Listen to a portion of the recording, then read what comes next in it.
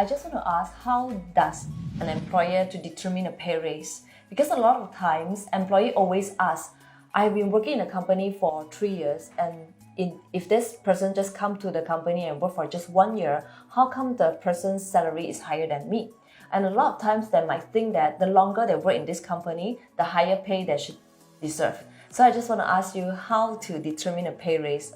Maybe you can explain the example or the practice in your company perhaps. Before I go to the practice of what we do in our company, what I actually like to say is that there are actually around 3 ways to actually determine how we can actually give a pay raise to an employee. The first way is according to merit. So in terms of merit, it depends on, let's say an employee is there for his job scope. So he has actually upskilled himself and he has actually taken over a new skill and is doing a better role in what he's actually meant to do. So according to that, an employer can actually say that, okay, he's actually doing really well in a different place as well. And according to that, we can actually see what the value is for that particular staff and say that, all right, let's give him a pay rise. And the pay rise can actually constitute depending to around 4 to 5% of the annual salary because he has upskilled himself. All right.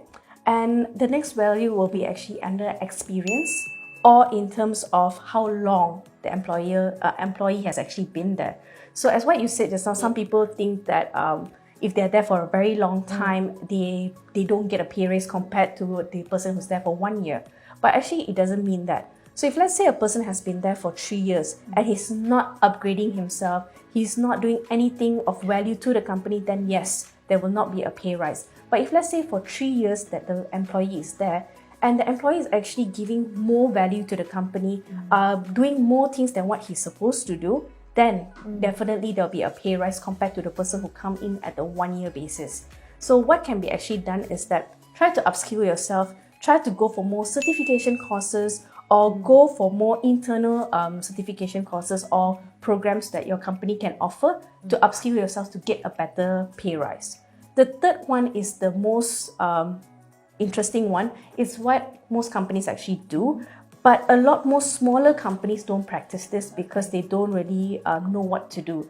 So what actually it's called goal performance setting in terms of employee performance. So what can be done is that when an employee comes in, a proper job description needs to be there. According to the job description, in that 3 months, they need to be trained on what they need to do according to their job description. So after that, there needs to be goals that are there according to that particular person's job. So if let's say he is in a different job description, then you need to give him a different set of goals. So then the person knows that, okay, I need to meet my goals, I need to meet my KPIs, and every time I meet my KPIs, I get to go to the next step. So what happens is that if let's say an employer can actually have a performance review of every 3 months to 6 months, then that gives the employee a better understanding of what they do in their job, and also they know, okay, I need to keep up with what I'm doing so that I can get a better pay raise.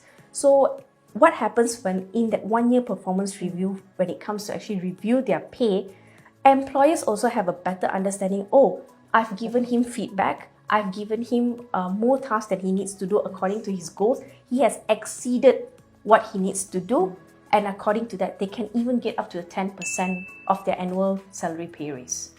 So in terms of what happens in the company where I work, which is Aura Autism Center, we have around 7 to 9 employees at a time.